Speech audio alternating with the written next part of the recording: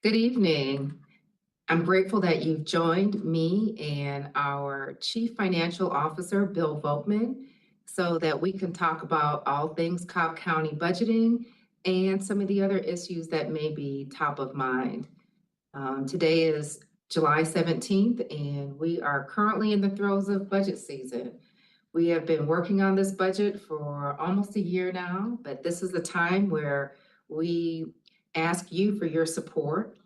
And we have had two public hearings so far to share our budget with you and to field questions. And this upcoming Tuesday on the 22nd, we will have our final and third hearing. We will vote on the budget that's at hand. So this meeting is an opportunity for us to really, share questions in a more conversational way. When we have public hearings, the meetings are the conversation's pretty one-sided. And so this is an opportunity for us to just sit down and talk through some concerns or questions that you may have before we have our vote on Tuesday. But before we go into that, I thought our CFO could just talk a little bit about what it took for us to get here and where you can be involved as a citizen, again, as we prepare to have our final vote on Tuesday. Perfect. Thank you, Chairwoman. So as you said, we've been working on this for a year, and really it has been 2 years because this is our second year of the biennial. So the board always goes through a 2-year planning process, working with all of our departments and each of the commissioners and the county manager to prepare that budget. You adopted the first year of the biennial last July for fiscal year 2025. We'll be voting on 2026 proposed budget, as you said, next Tuesday. But it is a lengthy process, and one of our goals each and every year is how do we become more transparent and communicate that. So the chair has helped us with that. I always appreciate the feedback, but I do encourage every citizen to go out to the Cobb County Finance page. You can find all the additional budget documentation and information that helps you ask good questions and helps you be involved. And we do encourage you to share your concerns or questions with the commissioners, because ultimately they'll be the ones making that vote next Tuesday. And we do appreciate any and all feedback we can get. Yes, very true. And something that we're also gonna be talking about, we talk about the budget, but we also have hearings on the millage. And our millage is the rate of which your properties are assessed to determine how much tax revenue we may get from your specific property. And that's been a hot topic of conversation as we try to clarify how we have these two hearings and how the millage is related to the budget. Can you talk a little bit about that? Absolutely. We did kind of cover that a little bit in the last public hearing. So it is very helpful and important to understand that the millage that we're voting on Tuesday is actually for fiscal year 2025, which ends September 30th. Okay. So we are almost through that fiscal year. The reason that is the millage that we're voting on is simply that's when the digest becomes available. Tax collections come in the fall and they're applied back to the previous fiscal year. So this will be for 2025. That vote is critical in establishing what the 26 budget would be looking like. So, for example, if we propose that, as we are today, proposing the general fund millage to remain flat, that becomes the basis for next year. Now, we do account for some growth and change, but we did, working with our tax assessor's office, that is something that we see slowing in the future. So we saw it slow this year for 25. We think that is going to be a continued trend. We know we had a hot real estate market previously, but we do anticipate those holding steady and slowing down a little bit on that growth side. Yeah, so our growth is under 3% this year? Just over 3. Just over 3? Yep. Okay, for our tax digest. Compared to an 8 or 9% that we've seen previously. Yes, especially during the rising home values that we saw during the pandemic. Absolutely. But one thing that I do want to emphasize is the millage that the board votes on is not for the fiscal year moving forward. We are paying for actual expenditures that are associated with our budget for the last fiscal year or our current fiscal year, which will end on September 30th. So we're going to be voting on two different things, the FY25 millage and then the budget, which will carry us into next year. So we've had two hearings, and before our next hearing, we did put a number of questions, or we asked the citizens to send us their questions, but I have to say, Bill, some of the questions that we received were not related to the budget. Yes. So before we move on to the budget, one thing I thought we'd do is just perhaps talk about one of the slides that was shared during the public hearing so that people can get a practical example of how the millage rate has impacted their property taxes over time. Okay.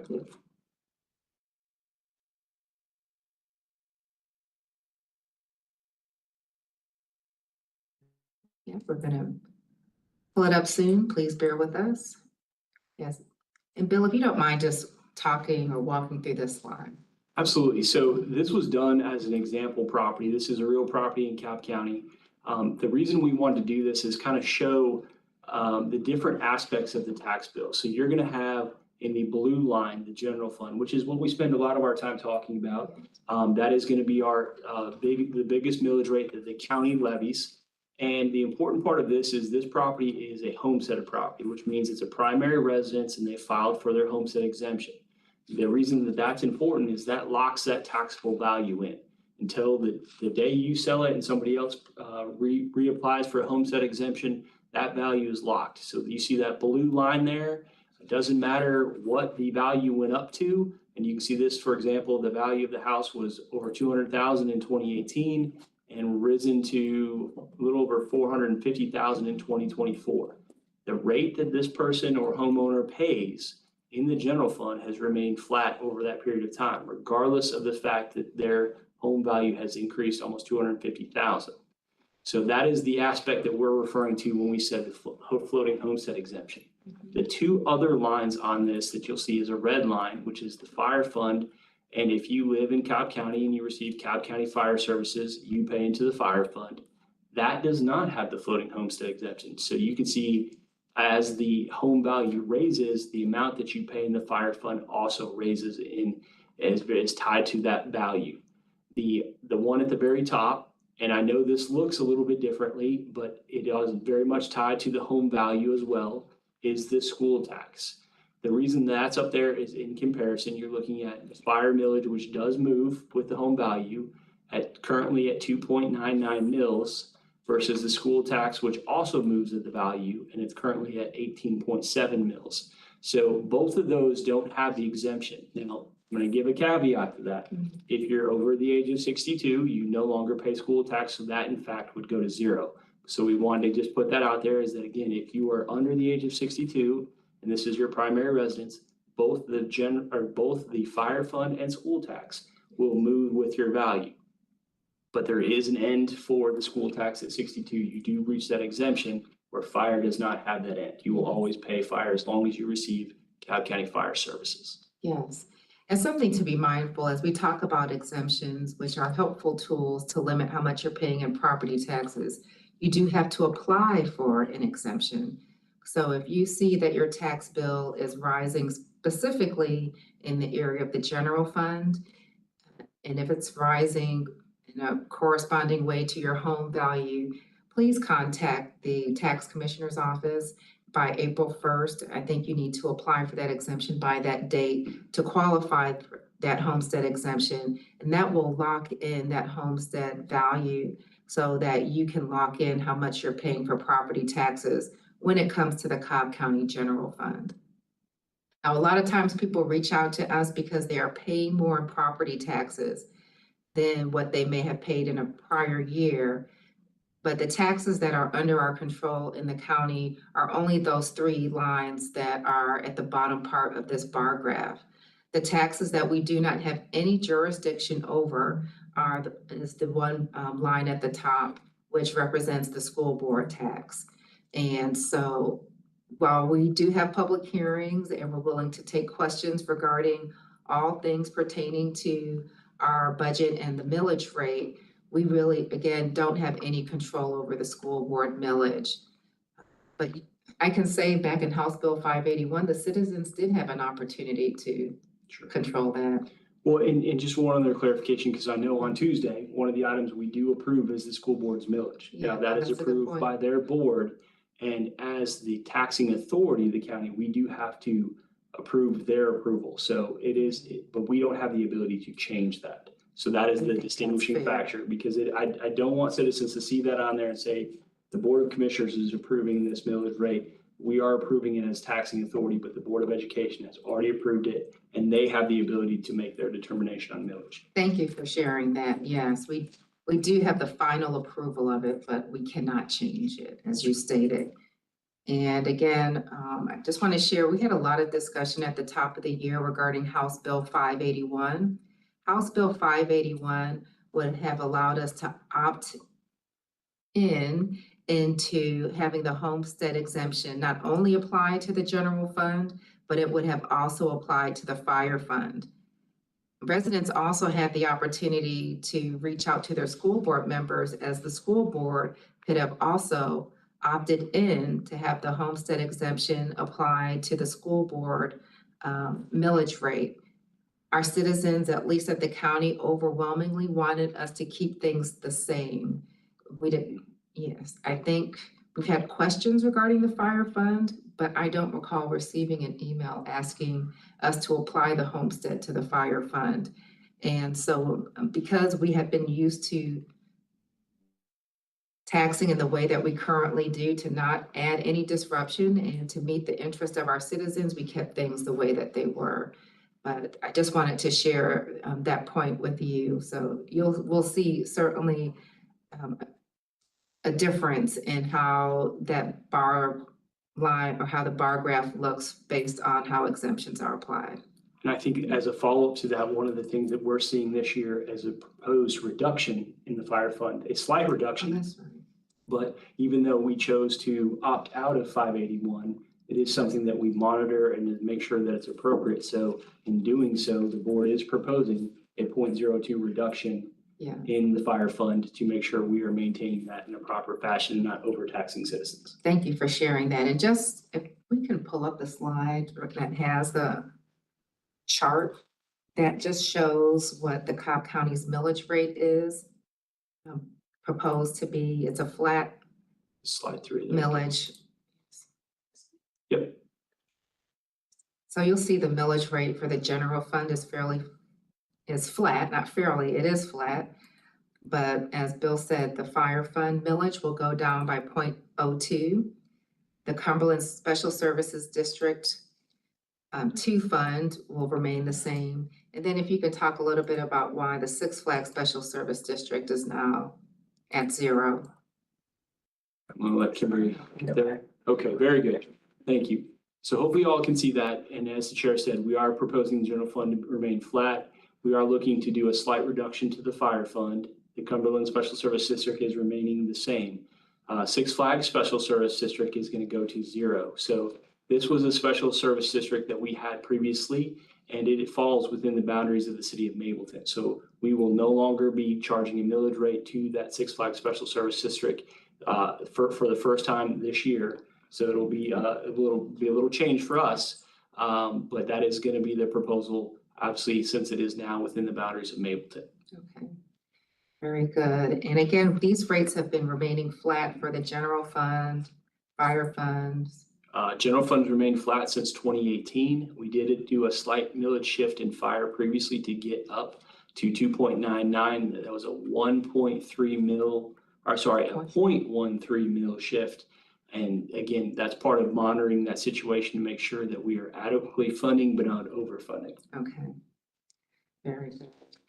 And again, before I shift to some of the questions that you sent in, which don't necessarily correspond with our budget presentation, I did want to talk about the budget, just so you had some knowledge about some of the things that we are doing this upcoming fiscal year. Our budget, again, takes into consideration that our tax digest will grow a little bit over 3%. So a lot of our expenditures are remaining the same. We're taking into consideration some general increases in some of our operations. And Bill, if you could talk through what some of those increases. Absolutely. So the county as a whole, we're going to see about a $48 million increase as a whole for the county. Now, in our presentation, we have a budget highlight slide that kind of walks through that. And that is the best, really simplest way to see that. Those are broken down into hundreds of lines, but we managed to fit the highlight slide into one perfect PowerPoint slide here. And I'm going to let Kimberly pull that up for us. And as we kind of walk through that, let's see. No, you're fine.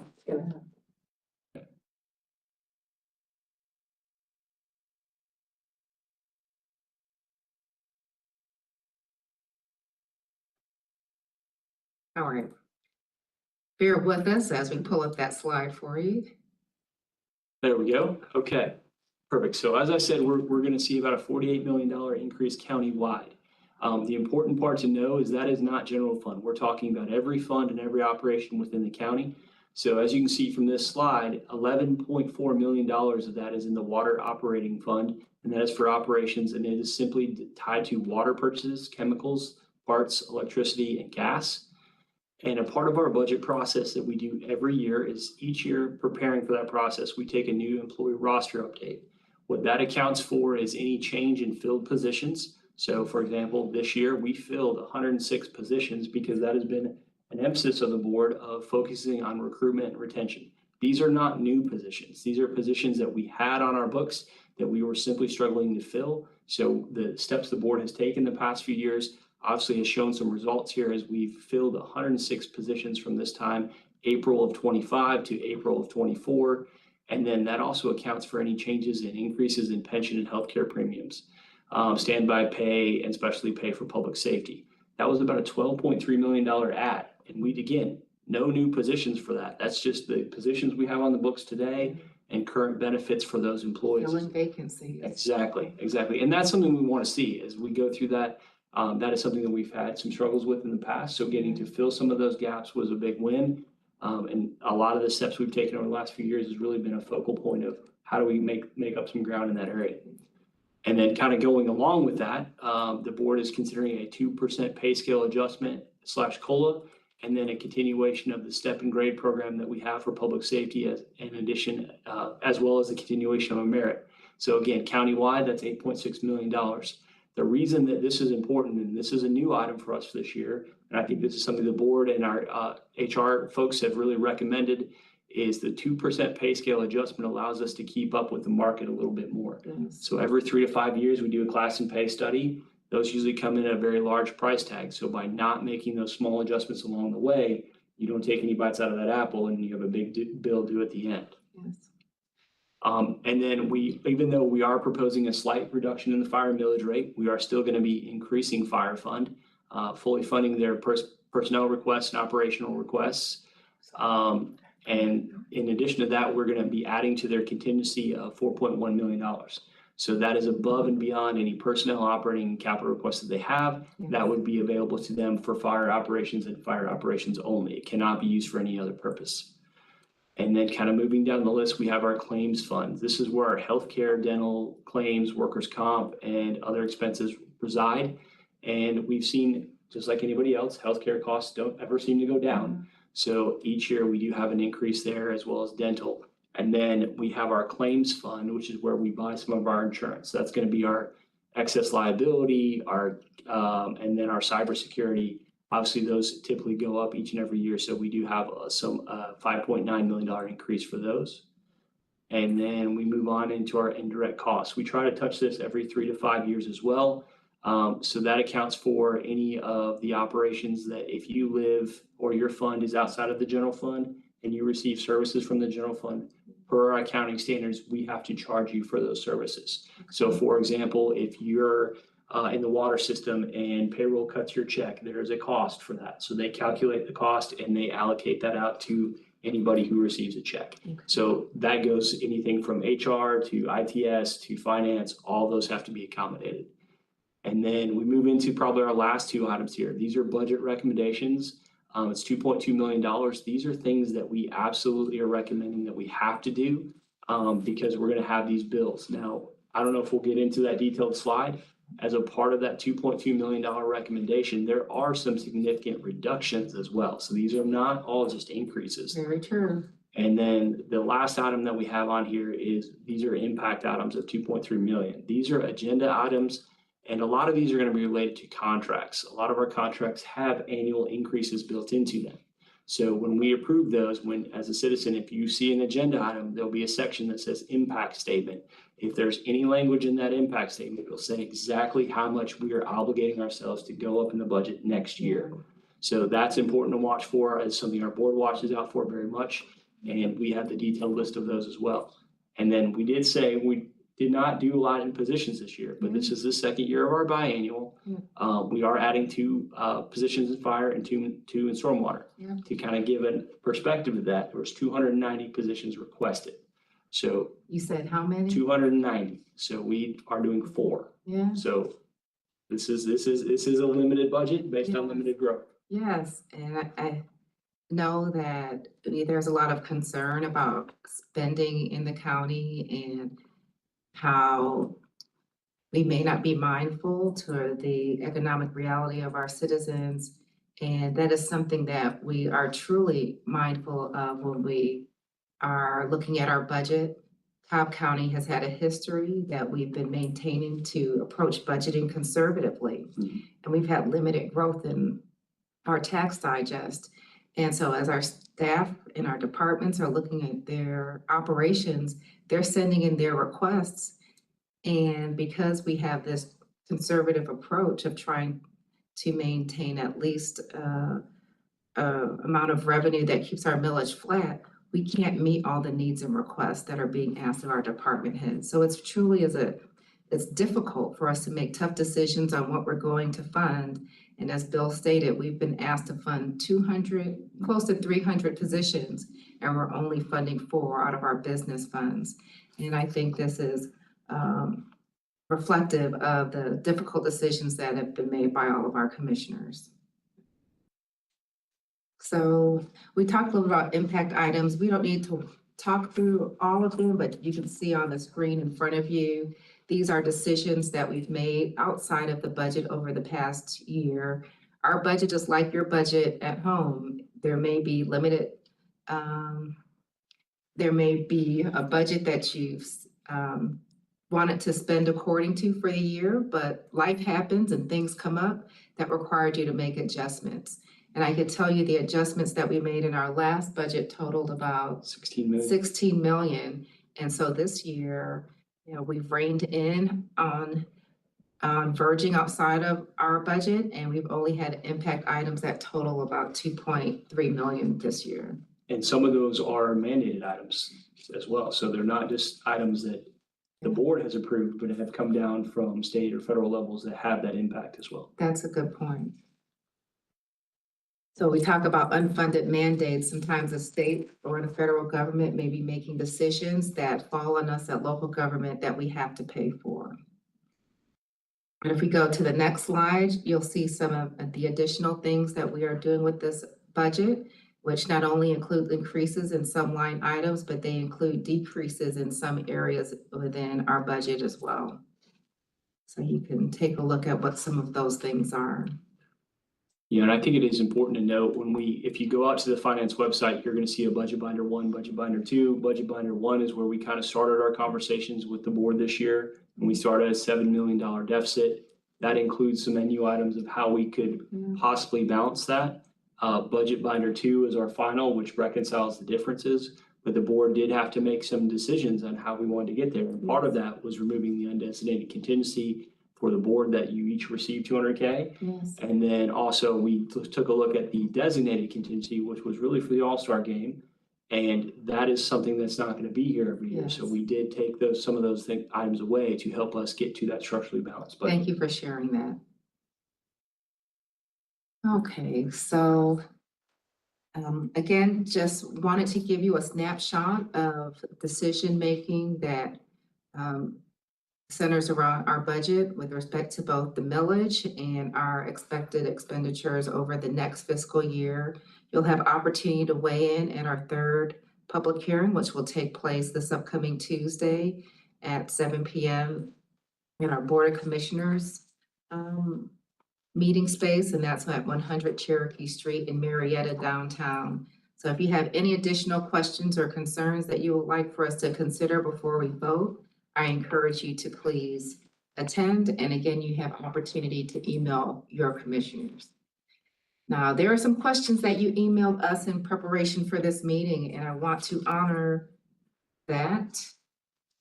So I am going to pull up my list of questions that I have here and then talk through some of those concerns. I took some notes. I'm looking for the ones that I have notes on, but I'm not sure. I might just end up having to wing it, and that's what I need to. Okay. I can help you with the SPLOST He one, can help you with this last one? Yes. Okay, good. or I can share my screen. Okay. So we've gotten a couple of questions regarding transportation. The first question asked, was all the new housing developments in Cobb County, is there a budget for infrastructure improvements as the traffic in Cobb County will continue to worsen with all this new housing? I can share that we have the SPLOST program that we are very grateful for. It funds the majority of our infrastructure improvement projects. And it also enables us to have match funding so we can pull down state and federal funding for infrastructure projects. And so we are able to tackle some of those needs through the SPLOST program that you help us to maintain by voting on it when it's on your ballot. And in fact, we have the 28th SPLOST program that is coming up. As far as the planning, so that we can determine how to spend those dollars, there's certainly public hearings where citizens can be engaged. But even if we were to step back, we do some more comprehensive planning with a comprehensive transportation plan that we have generally updated in the county every 5 years. And that gives us an opportunity to look at how traffic is flowing through the county and where we may need to make some investments. And that could be anything from looking at traffic flow, but also in just maintaining the general infrastructure, right? Are we maintaining roads so that they don't have potholes? Are we looking at drainage alongside of the roads, which can also impact the wear and tear of our roadways? We also have a number of bridges in Cobb County that we need to have maintenance on. And so we take a strategic look at that in our comprehensive transportation plan, as well as throughout the years between those plans. And then there's opportunity for us to infuse the county with funding when we've passed the SPLOST. Now, I don't want you to think that you have to wait every 5 years or every SPLOST to share what your concerns are. If there's a need that you have in your particular community when it comes to transportation, please reach out to our Department of Transportation. I believe their email address is cobbdot@cobbcounty.gov. We just moved to the .gov website. So again, that's cobbdot, cobbdot@cobbcounty.gov. And you can send whatever concerns you have on an ongoing basis there. And I know they prioritize issues that are safety related. So if you see any safety related traffic issues, those things will generally get a faster response. Okay, I know you're our CFO, but did you have anything to add? I was gonna wait until one of the questions that we had was about the future SPLOST project, Okay. 25, 26. So I did reach out to Drew because that is not my area of expertise, but I wanted to make sure we had an answer. Okay, very good. We also had another direct transportation related question. With the ongoing development throughout Cobb County, how can residents request traffic pattern studies to determine if additional traffic lights and or stop signs can be added to mitigate the corresponding increase in traffic flow? Again, I encourage you to please contact our Cobb DOT. And for those of you new to Cobb County government, I'm using an acronym. So our DOT is the Department of Transportation. Please feel free to reach out to them via email. You can also Google them online for their phone number. Let them know what your concerns are so that we can take a look at them. I don't want you to presume if there's an issue in your neighborhood that you're driving by that we're going to know about it. And the best way for us to know about these things is for you to tell us about them. And don't just tell DOT, you can get your commissioner involved as well, as I know they have a lot of pride in responding to their constituents and can help to follow up on those matters to make sure they're addressed. Something I forgot to is I talked about in the last question about transportation planning and looking at our comprehensive transit plan in the SPLOST, but we also impact housing development, which can impact traffic patterns when we have zoning cases. And when we do have a zoning application, there is a corresponding transportation analysis. And sometimes if there is considerable traffic impact, there will be a traffic study that will accompany that zoning application when it is heard before the board.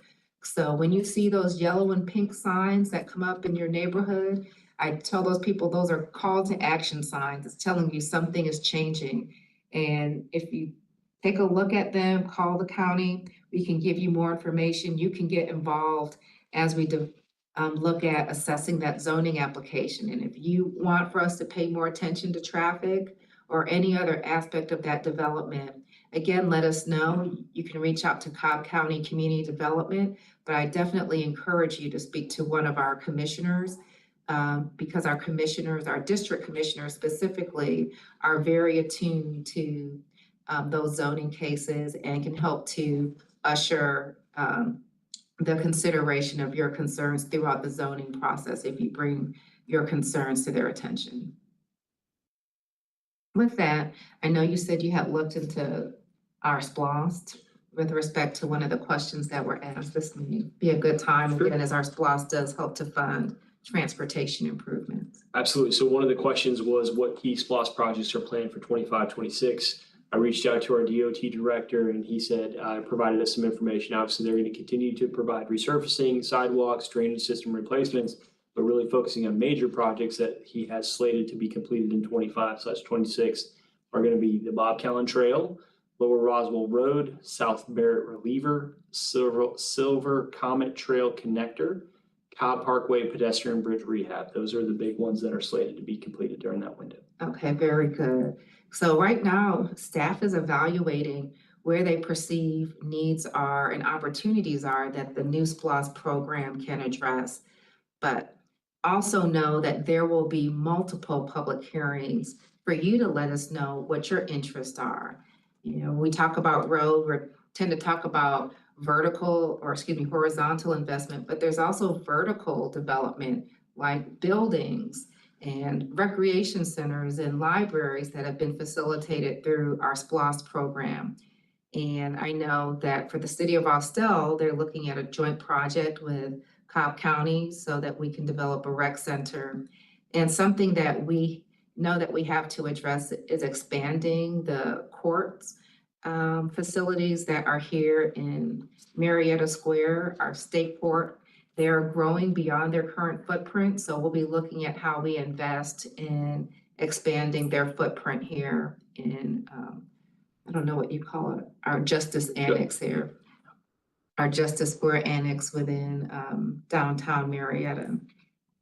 So when you see those notices go out, you may see some signs on the road. I would also encourage you sign up for our newsletters so that you can be in the know when we start having those public hearings. And nothing precludes you from emailing your commissioner now or emailing me now and letting us know what you would like to see in the SPLOST program.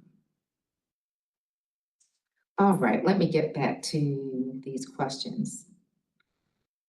All right, one of them is stating that their tax dollars support commissioners, staff, and county departments, and it's very difficult when their concerns are shuffled in between persons and not knowing who's going to address their concerns. And I know it can be frustrating, as I shared with you, reach out to the department, but also your commissioner. Sometimes the commissioners can help to follow up and make sure that matters are addressed. You know, your commissioners are here to represent you when it comes to policy and when it comes to responding on your service requests and making sure you have a good quality of life. But they're not the ones that are actually filling in potholes, or they are not the ones that are picking up a dead animal on the side of the road. We have to work with staff to do that. And so sometimes you may reach out to the commissioner and they may pass your issue along to a staff member. But what we're hoping is that there is adequate follow up and follow through. And if you don't get adequate follow up and follow through, please reach out to us again. I can't say that there's not a time where we may miss an email because of just the volume, but please know that I know it's the heart of all of our commissioners to serve you. Also, another thing that you can do is we do have our Board of Commissioners meetings where all of our commissioners are generally here every second Tuesday at 9 a.m. and fourth Tuesday at 7 p.m. And that may be a way that you know that you can reach out to your commissioner to make sure that there's follow through. But please don't leave your concerns unaddressed because we know it's probably took you a while for you to think to reach out to us to address it. And sometimes these issues can't get addressed overnight. So the sooner you let us know, the sooner we can be responsive. And again, if you need to reach out to us a second time or even sometimes a third time, which I would hope wouldn't be the case, but if you do need to, please do. But something you know that I'm hoping will help, I forgot. We just added a call center, and this was in response to COVID. We had a COVID call center, and we used that technology to transition to a county call center. And it is our goal to make sure it's adequately funded and staffed so that they can also help with dispositioning concerns of the public to the right department. And they also have ways that they can follow up on it. And so I encourage you, feel free to contact our county. I believe our phone number is 770-528-3000, and we'll get you to where you need to get to. 1,000, thank you. I don't generally have to call the county, so I appreciate you telling me 1,000 for our general phone number. And with that will enable you to get into that system of support with our new help desk. Chairwoman, we do have a couple of questions in the chat, if you'd like me to ask them. Please, I yes. believe this first question was asked last night, and you addressed it. The first question was, can you tell us how much was spent on home rule? Yes, thank you for asking. I think someone shared that there was about they stated that there was $1.6 million spent in home rule, but our county attorney was present and I asked him if we spent anything outside of our general attorney's fees that are dedicated to his office, and he stated there were no additional funds expended for the home rule matter. And so, yes, this was a weighty matter for our county, but this was not a matter that required us to spend anything beyond our annual budget that goes to our county attorney's office. And our second question is, I see that you have taken into account the expenses, the increases and decreases, but I haven't seen the budget taking into account all the new citizens that are paying new property taxes, sales taxes, et cetera. How do you address that? So as a part of any budget process, we do have to present a balanced budget. So the area of focus that we usually do is show one side of that, but the other side mirrors it. So when we show the expense side, because that is generally where we like to dive into, where do the dollars go? What are you getting for your dollars? That's what we focus on. But at the end of the day, as the chairwoman stated, one of the big items that we look at is the digest, as well as we review every single one of the revenue sources that the county generates. And that goes into the balanced budget approach that we take. And it is required by law that the board adopt a balanced budget. So when we talk about that, all of that information is available on the county's finance site, where you're going to see a breakdown of the budget, as well as the revenue side and the expenditure side. So that is one of the big areas of focus. Is we don't usually pull a lot of levers on the revenue side. We don't significantly change fees. We don't significantly make a lot of impact items. So that is one of the items that we do every so often, every 3 to 5 years, is we do a fee assessment to see where are we in comparison to our surrounding counties. Are we out of whack? Are we too high? Are we too low? And we make some determinations. Are we still covering costs? Are we not covering costs? So all of that very much goes into each and every budget process. But if you do want to see the revenue side, it's definitely available on the Coweta County's finance page. Yes. And that was a question I think that Commissioner Allen brought up yesterday, because we focus so much on the adopted budget. And one of the areas I think that Kimberly addressed is SPLOST. SPLOST is not part of the adopted budget. It is done separately. So we are having work sessions. I believe we're having them quarterly now, where SPLOST provides an update of where we are. And that, as you stated, that is our main source of capital funding. So those all go hand in hand, and those definitely are reviewed honestly, they were reviewed every month, but they definitely are factored into the budget process. So Yeah. my team goes through a detailed line item each and every month for every revenue source and makes forecasting adjustments based on what's going on in the economy, what's going on in the county, Yes. and where we have participation. So a lot goes into that, but the summary of all that information is definitely available. It is, and I encourage you to please visit our Cobb County Finance page. There's a lot more information than what we have the ability to share here tonight. But I would like to share a slide that we do have that does have a breakdown of our governmental funds. And it's in our 2026 proposed budget, and I believe it's going to be the fourth page. Let me get my glasses. There you go. Okay.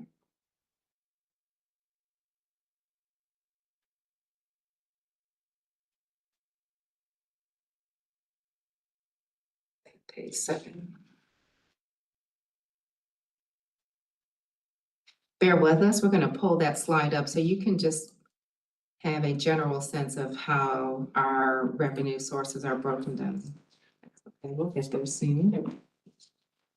And I know we went into this a little bit last night, but that was one of the big areas of focus is understanding how each of these funds are paid for. So we're talking about the general fund, and a big part of our conversation is around millage rate. Rightfully so, it is one of the largest sources of revenue the general fund that it generates. It's roughly 61% of the general fund's budget. Now, with that being said, that means 39% of that is non-general fund taxes. So that's roughly 245 million of other revenue that feeds in to support this general fund. But as we go down the list, the revenue sources are different for every single one of these. So we go down to fire, roughly 97%, almost 98% of that is property taxes. Fire doesn't generate a lot of additional revenue. It is simply property tax driven. Where the claims and liability fund, those are all transfers from all the participating funds because we move money from the general fund. If, for example, if I have health insurance for the county, part of my paycheck will go into the claims and liability fund and any benefits or, paying for services paid out of that fund. Hotel motel fund is exactly that. The only revenue source in there is hotel motel taxes. And 911, same thing. A lot of that we look at is it's $1.50 per line that supports the 911 operation. So we walk through every one of these, and I think it's very important when you look at those, you're going to see a breakdown for each fund to say how much of it comes from property taxes, how much of it comes from charges for services, how much it comes from other sources. So you'll get that detailed I breakdown. see, yes. Yeah. And that will again be on the website. Absolutely. To see all that Yeah. goes into that. And we didn't talk through the last 3 lines. Sure. Those are special service districts. The CSSD, that's for the Cumberland area.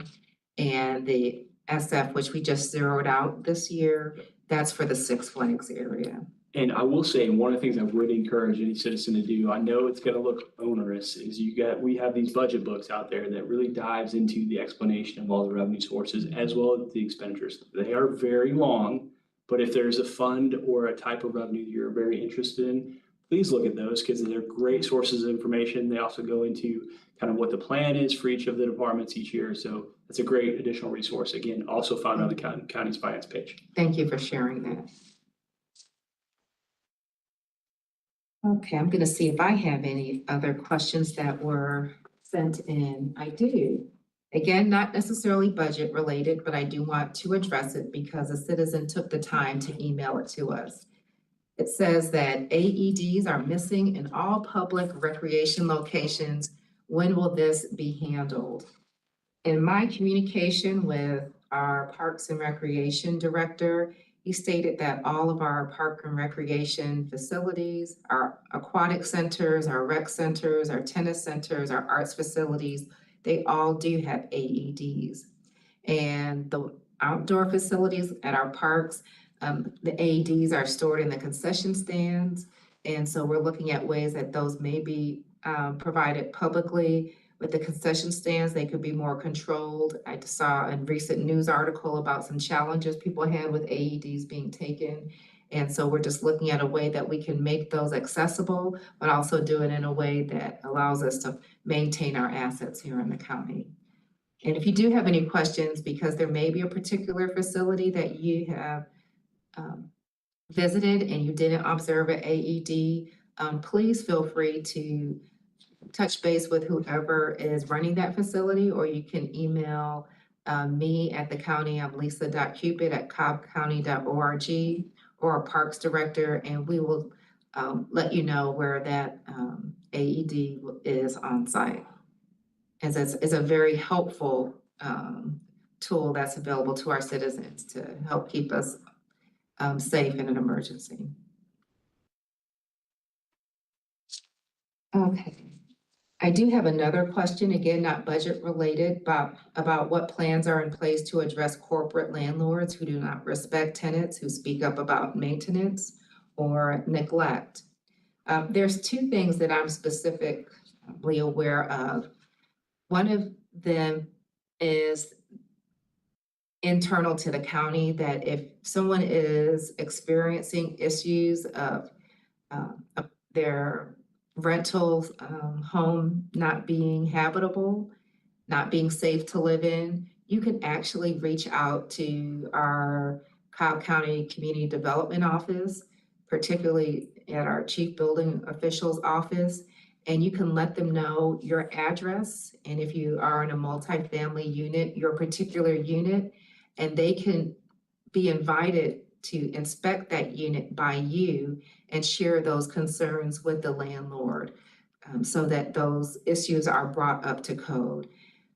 If you tell us that this apartment generally has a concern, that is not specific enough to invite us into a unit at the county. So it would have to be whoever is occupying that unit to specifically reach out and ask for someone to come and inspect that unit. And that is when there is an appropriate or effective enough of an invitation for that assessment to occur. More broadly, I know that there was a bill passed when I was a commissioner to address resident complaints that may live in multifamily dwellings that are not being properly maintained. And it's to keep the landlord from being retaliatory to the resident for speaking up. And so I believe that there is actually a state law that provides some protections where you have the benefit of even asserting that, perhaps if there is an eviction, to state that this is happening out of retaliation. There are some protections that were made possible through that recent state law. And I hope that persons are taking advantage of that. I'll share personally, I used to be a mediator in landlord-tenant court, and there are defenses also that a resident can use if they are being actively evicted, if the resident is withholding payment of their rent because the landlord is not maintaining the space. Sometimes the court will allow the citizen to pay the court so that the landlord is incentivized to fix the issue, and then the court can turn over that payment over to the landlord. And so there are some remedies that are available to persons that may be experiencing issues. Again, that new law is in place. Know that we're here in the county, and God forbid someone should ever have to go through an evictions process. Know that there is that defense that's available for you to ensure that that landlord is addressing the issue that's going on in that unit through the courts, again, possibly withholding your payment to the landlord and allowing you to pay the court directly. Those are all the questions that I've received in advance of this. I don't know, Kimberly, if anyone else has sent you any questions beyond the two that you've shared.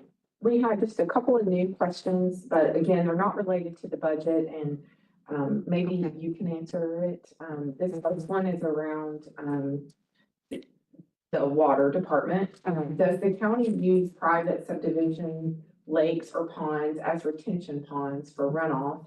I was told by my homeowners association that the county does use the lakes for retention ponds. Yes, I feel best directing that to our water systems director. As persons are sending you questions, if we can ensure that we have that person's contact, I can let them know directly.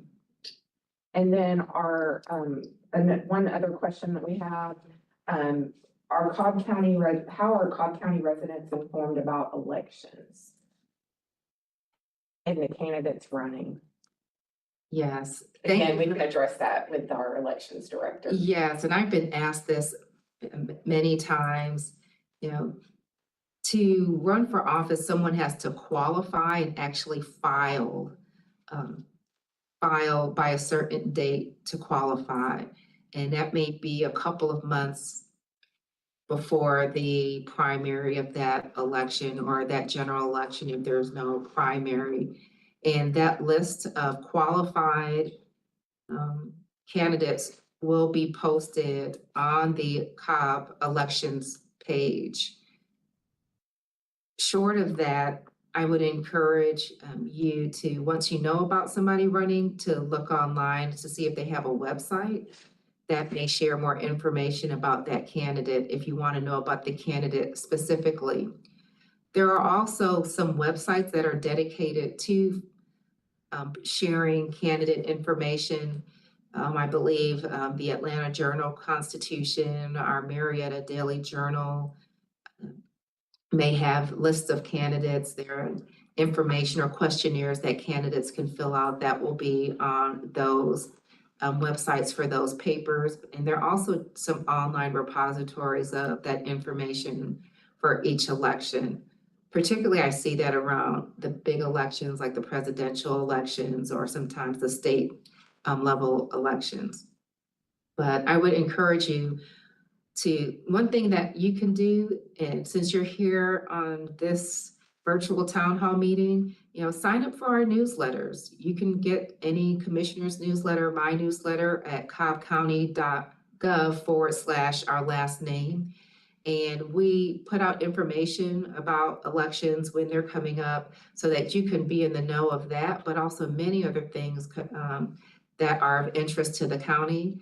And I also encourage you to visit our general Cobb County website as well, as we tend to put timely information about significant matters in our county right there on that front page. But the newsletter is where I tend to direct people if they want to know about important matters. And I appreciate you wanting to know more about how you can be informed about who your candidates are when we have elections.